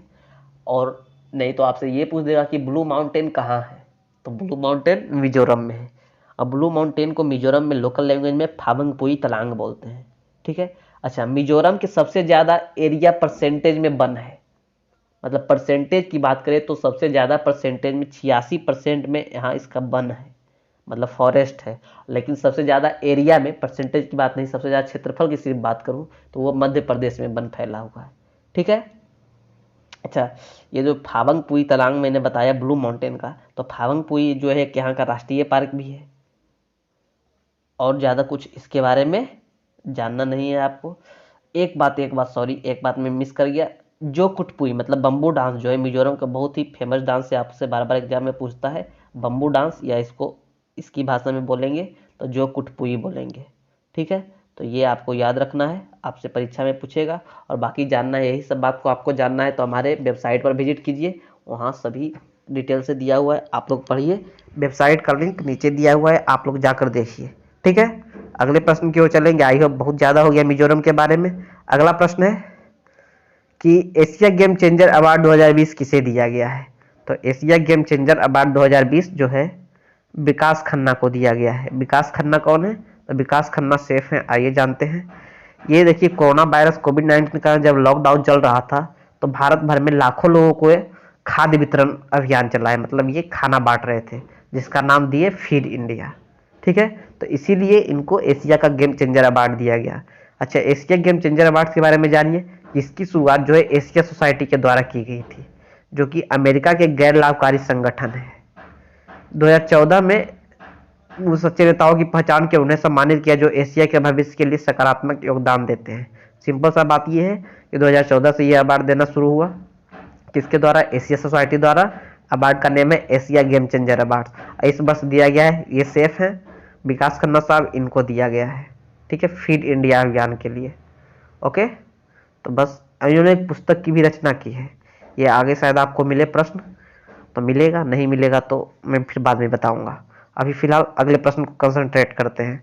अगला प्रश्न है कि हाल ही में किस राज्य सरकार ने भारत की सबसे बड़ी फिल्म सिटी के निर्माण की घोषणा की है, तो हमारे उत्तर प्रदेश के राज्य सरकार ने, मतलब योगी सरकार ने घोषणा की है कि भारत का सबसे बड़ा फिल्म सिटी बनेगा। कहाँ बनेगा, तो उत्तर प्रदेश में। और उत्तर प्रदेश में कहाँ बनेगा, तो नोएडा में बनेगा।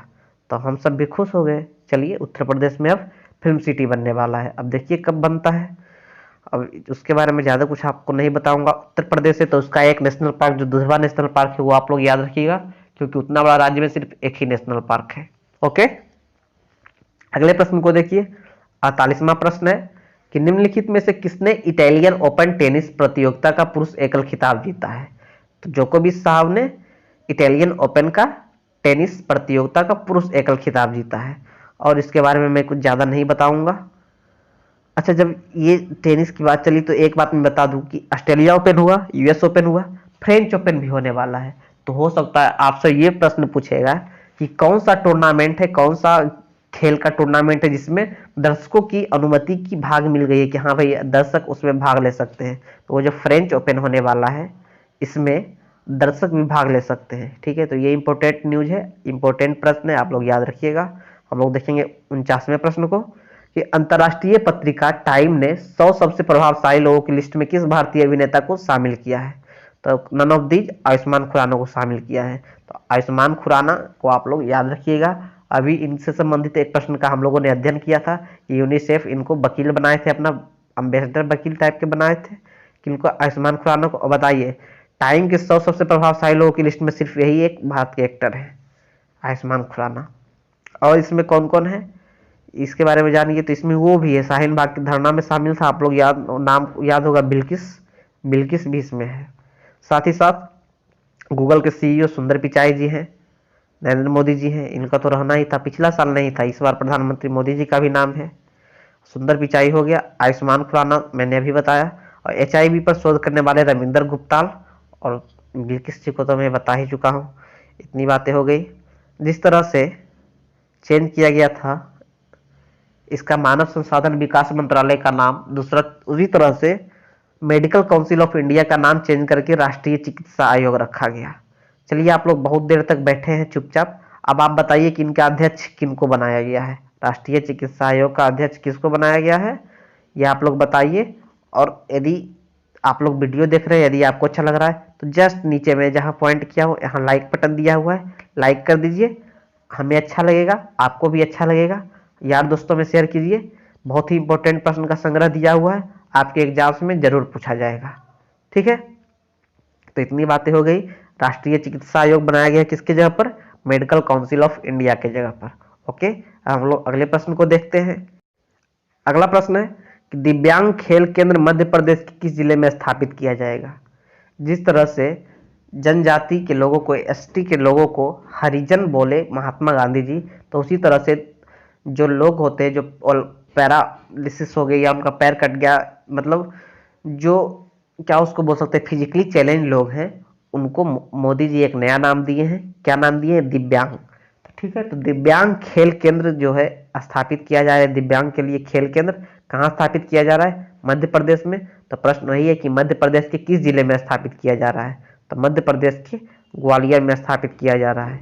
क्या, दिव्यांग खेल केंद्र।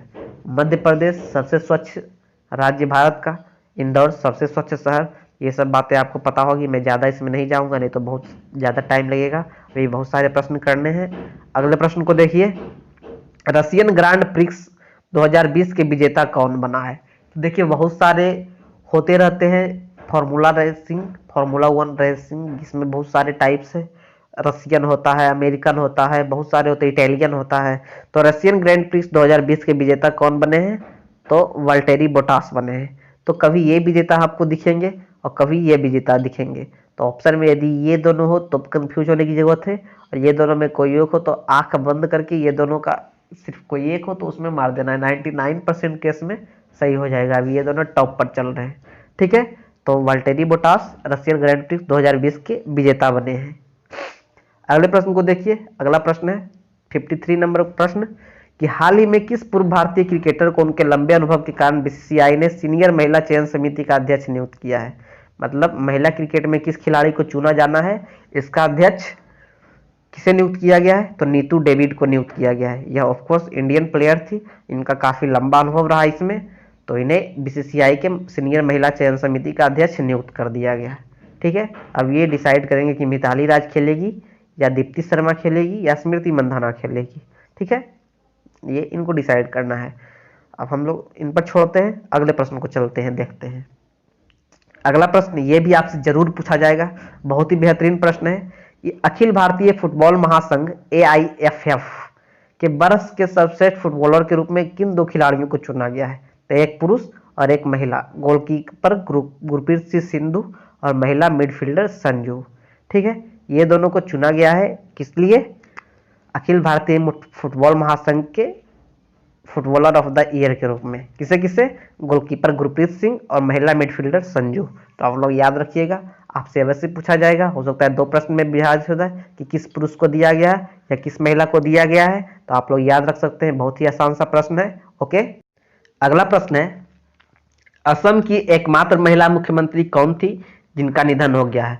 ऑफकोर्स यह प्रश्न पूछा जाएगा, बहुत ही महत्वपूर्ण प्रश्न है। ये सब टॉप क्लास के प्रश्न हैं जो आपके एग्जाम में पूछे जाएंगे। नॉर्थ ईस्ट का एक राज्य है असम, बड़ा राज्य है, जिसकी महिला मुख्यमंत्री किसे नियुक्त किया गया है, सॉरी नियुक्त नहीं किया गया है, जो सबसे पहली महिला मुख्यमंत्री थी असम की, मतलब एकमात्र महिला मुख्यमंत्री थी, उनका निधन हो गया है। कौन है, सैयदा अनबरा तैमूर। ये ज्यादा दिन के लिए नहीं रहे, देखिए दिसंबर 1980 से जून 1981 तक ये रहे, ज्यादा दिन नहीं मुख्यमंत्री के रूप में काम किए। अच्छा, ये ज्यादा दिन क्यों नहीं रह पाए, क्योंकि उस समय के दौरान असम में विदेशी विरोधी आंदोलन अपने चरम पर था, तो इस कारण ये ज्यादा दिन नहीं टिक पाए। नाम याद रखिएगा, सैयदा अनबरा तैमूर। इनका निधन बहुत ही इंपॉर्टेंट है आपके लिए। और खासकर एक और मैं बताया केशवानंद भारती, उनका भी निधन आपके लिए महत्वपूर्ण है। तो ऐसे ऐसे निधन को आपको याद रखना है, किस क्षेत्र से जुड़े थे ये आपको याद रखना है। ऐसे भी पूछ सकता है, हो सकता है आपसे पूछ दे कि सैयदा अनवरा तैमूर का हाल ही में निधन हो गया, यह किस क्षेत्र से जुड़ी थी, तो याद रखिएगा कि ये पॉलिटिशियन थी। ठीक है, अगले प्रश्न को देखिए। अगला प्रश्न है कि गंगा नदी पर नरेंद्र मोदी द्वारा एक संग्रहालय का उद्घाटन किया गया है, इसका क्या नाम है? तो नरेंद्र मोदी साहब उत्तराखंड में नमामि गंगा के अंतर्गत 6-7 परियोजना स्टार्ट किए थे, तो उसी के अंतर्गत एक संग्रहालय का उद्घाटन किए। ऐसा पहला संग्रहालय बना है, कहीं पर भी कोई नदी का संग्रहालय बने तो इस संग्रहालय का नामकरण गंगा अवलोकन किया गया है। ठीक है, मतलब गंगा का अवलोकन कीजिए। ठीक है, यह कहाँ बनेगा भाई? तो संग्रहालय चंडीघाट हरिद्वार में स्थित है। ठीक है, ऐसा पहला संग्रहालय है। यह गंगा नदी में जैव विविधता, कायाकल्प और संस्कृति को प्रदर्शित करने के लिए समर्पित है। तो इतनी बातें हो गई। अब देखिए बहुत ही महत्वपूर्ण प्रश्न है राम मंदिर और बाबरी मस्जिद विध्वंस के मामले में। प्रश्न है कि बाबरी मस्जिद विध्वंस मामले में लखनऊ की स्पेशल सीबीआई कोर्ट ने मामले पर फैसला सुनाते हुए सभी मतलब जितने भी उसमें आरोपी थे सभी को बाइज्जत बरी कर दिया है। तो कितने आरोपी थे उसमें? तो उसमें 32 आरोपी थे, जिसमें सभी को बाइज्जत बरी कर दिया है। कोर्ट बोला कि यह एक प्री प्लान घटना नहीं, एकाएक घटना घट गई। ये नहीं कि प्री प्लान था कि जाके हमें तोड़ना है, बहुत सारे लोग जमा हो गए, एकाएक ये घटना घट गई। ठीक है, तो इसलिए सभी को बाइज्जत बरी कर दिया गया। ये देखिए अभी के भगवान आ गए। प्रश्न है कि सोनू सूद को SDG special humanitarian action award से सम्मानित किया गया है। यह अवार्ड किसके द्वारा दिया जाएगा? तो यह award United Nations Development Programme द्वारा दिया जाएगा। ठीक है, सोनू सूद जो है अभी इधर बहुत सारे कार्य किए हैं। यदि आपसे पूछेगा रोजगार से संबंधित कि रोजगार का एक कोई ये पोर्टल लॉन्च किए हैं। ठीक है, तो ये सब बात बहुत ही महत्वपूर्ण है। सोनू सूद विदेश से भी बहुत सारे लोगों को घर वापस लाए हैं, इन्हें भी अवार्ड दिया गया है। कोई अवार्ड, कौन अवार्ड दिया गया है ये आपको सॉरी ये तो मैं बता ही रहा हूँ कि स्पेशल ह्यूमैनिटेरियन एक्शन अवार्ड दिया गया है। ये बहुत सारे कार्य किए हैं, आपको पता होगा, मुझे ज़्यादा बताने की जरूरत नहीं है। ठीक है, तो सोनू सूद को अभी पूरा विश्व जान रहा है और हमें ज़्यादा कुछ बताना नहीं है। आदमी जो है अपने जो चमक बिखेरता है, सूरज, अच्छा बताइए सूरज रोज परिचय का मोहताज है कि हाँ भाई हम सूरज हैं? ये नहीं, वो अपना खुद परिचय देता है। तो उसी तरह से जो आदमी जिसको चमकना होता है वो अपना परिचय खुद देता है, बताने की जरूरत नहीं होती है। ठीक है, अगले प्रश्न को देखिए।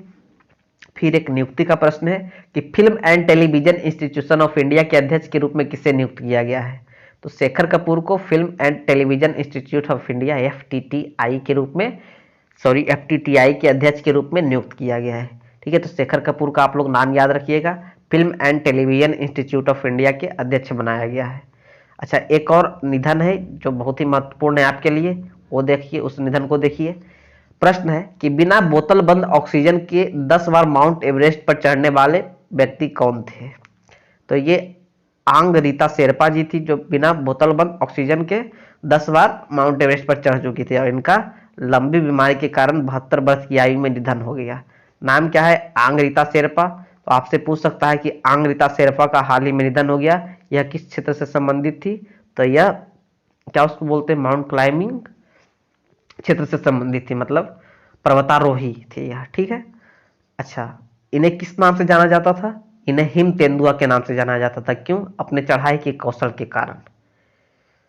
समझे, ये बिना बोतल बंद ऑक्सीजन के सभी आरोहण कर लिए थे, मतलब चढ़ गए थे। पर्वतारोही, बहुत मस्त पर्वतारोही थे। अच्छा, माउंट एवरेस्ट कहाँ है? तो माउंट एवरेस्ट नेपाल और तिब्बत के सीमा पर ग्रेट हिमालय के शिखर पर स्थित है। यह दुनिया का सबसे ऊंचा पर्वत है। ऊंचाई है 8848 जी नहीं, अब 8850 हो गया है, 8850 मीटर। ठीक है, एक और निधन जो आपके लिए महत्वपूर्ण है, आपके एग्जाम्स के लिए महत्वपूर्ण है कि हाल ही में किस पूर्व ऑस्ट्रेलियाई क्रिकेटर का निधन हो गया? तो आप लोगों ने नाम सुना होगा डीन जोन्स का। इनका भी एकाएक निधन हो गया, पता नहीं क्यों हुआ, शायद बीमारी के कारण ही हुआ होगा। तो डीन जोन्स का निधन हो गया, पूर्व ऑस्ट्रेलियाई क्रिकेटर। आप लोग इन्हें अवश्य पहचानते होंगे, फोटो नहीं दे सका, इसका मुझे दुख है। ठीक है, ये सब निधन आपके लिए बहुत ही महत्वपूर्ण है, आपसे बार बार पूछा जाएगा एग्जाम में, जब तक कि आपका एनटीपीसी का एग्जाम ना हो जाए। अब देखिए एनटीपीसी का एग्जाम आपका कब होता है? हम लोग बहुत जल्द इस महीने की करेंट अफेयर्स को खत्म करने वाले 62वें प्रश्न की ओर पहुंच चुके हैं। प्रश्न है कि रसायन और उर्वरक मंत्रालय ने प्लास्टिक पार्क योजना के तहत देश में कितने प्लास्टिक पार्क स्थापित करने की मंजूरी दी है? तो प्लास्टिक पार्क योजना के तहत तो प्लास्टिक पार्क आयोजन किया जाएगा, प्लास्टिक पार्क का स्थापना किया जाएगा। कितना? तो 10 प्लास्टिक पार्क का स्थापना किया जाएगा। कहाँ कहाँ किया जाएगा, किस किस राज्य में? तो मध्य प्रदेश, असम, तमिलनाडु, ओडिशा, झारखंड छत्तीसगढ़ और उत्तराखंड में स्थापित किया जाएगा। ठीक है, तो और इसके बारे में ज़्यादा कुछ जानना नहीं है। 10 प्लास्टिक पार्क की स्थापना होगी। जब पहले प्लास्टिक पार्क की कहीं स्थापना हो जाए तब आपसे पूछा जाएगा कि पहला प्लास्टिक पार्क कहाँ स्थापित किया गया है। ठीक है, तब हम लोग देखेंगे 63वें प्रश्न को। 62 प्रश्न हम लोग सक्सेसफुली कर चुके हैं। प्रश्न है कि निम्न में से किसे पहली महिला को राफेल लड़ाकू विमान उड़ाने के लिए चुना गया है। मतलब किस महिला पायलट को राफेल उड़ाने के लिए चुना गया है। शिवांगी सिंह का नाम आप लोगों ने सुना होगा, बिहार के ही है, BHU से पढ़े लिखे हैं। तो इन्हें राफेल लड़ाकू विमान उड़ाने के लिए चुना गया है। पहली महिला लेफ्टिनेंट पायलट वायुसेना में थी। ठीक है, अब जब वायुसेना की बात हो रही है तो आज 8 अक्टूबर है, वायुसेना दिवस आज ही मनाया जाता है। ठीक है, 8 अक्टूबर को ये वीडियो बन रहा है आपके लिए। अगला प्रश्न है विश्व पर्यटन दिवस कब मनाया जाता है। यह प्रश्न बहुत ही इंपॉर्टेंट है।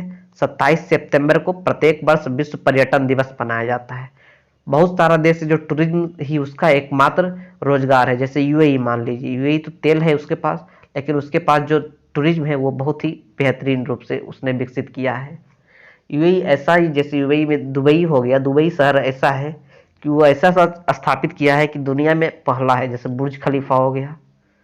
ठीक है, तो बहुत सारा चीज ऐसा स्थापित करता है कि दुनिया में किसी के पास ना हो। करेगा या तो नहीं करेगा, या तो ऐसा करेगा कि दुनिया में सबसे बेहतरीन हो, ना तो किसी के पास ना हो।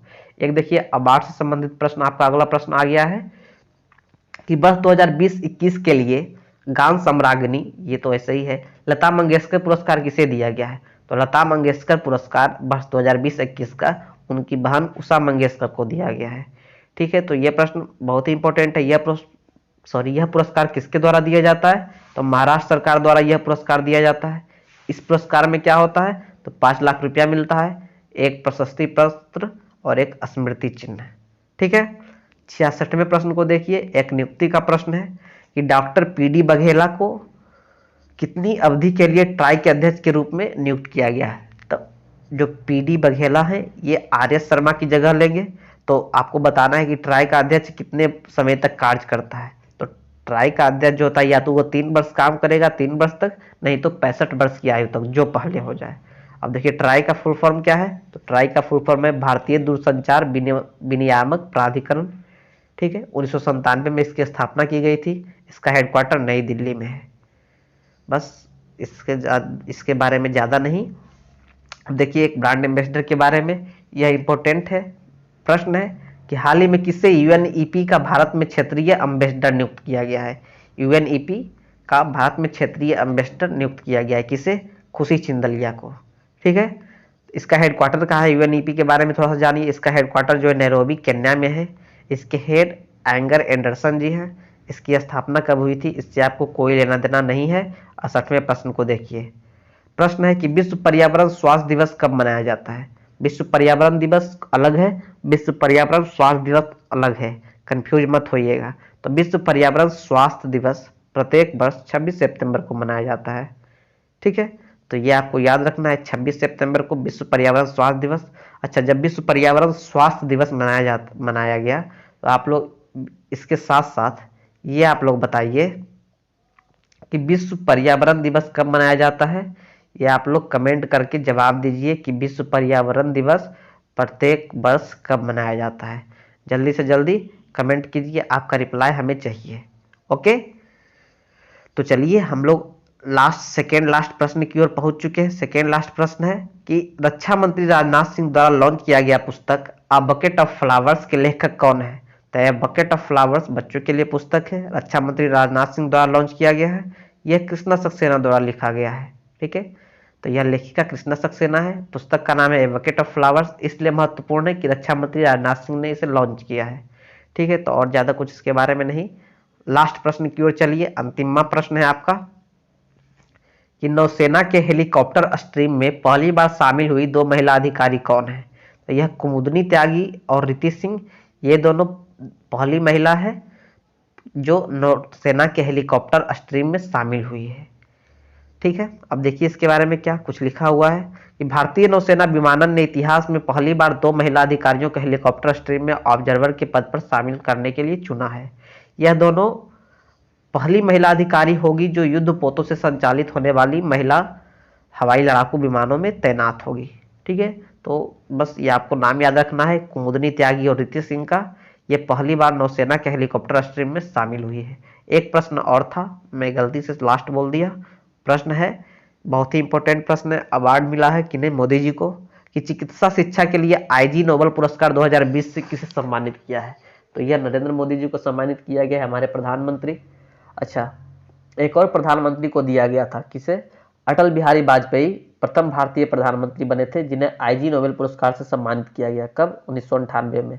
यह 1991 से हर साल एक पत्रिका बेहतर अनुसंधान द्वारा पुरस्कार दिया जाता है। ठीक है, तो इतनी बातें हो गई हमारे सितंबर महीने के करंट अफेयर्स के बारे में।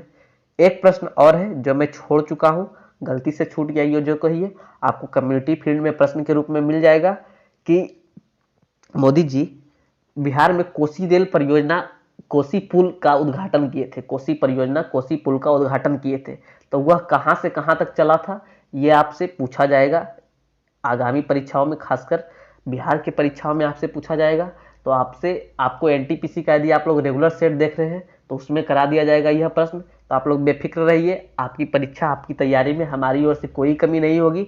आप लोग अपनी तैयारी पुख्ता रखिए, और यदि वीडियो अच्छा लगा हो तो वीडियो को लाइक कीजिए। जितने प्रश्न पूछे गए हैं सभी को कमेंट करके दीजिए। फिर आपको पिछले महीने का करंट अफेयर शायद जून तक हो चुका है, मई तक हो चुका है, तो अप्रैल, मार्च, फरवरी, जनवरी, ये सब करंट अफेयर्स का वीडियो आपको प्रत्येक संडे को मिलेगा। ठीक है, तब तक के लिए अपना ख्याल रखिएगा। This is Shivam signing off. Okay, bye bye, जय हिंद।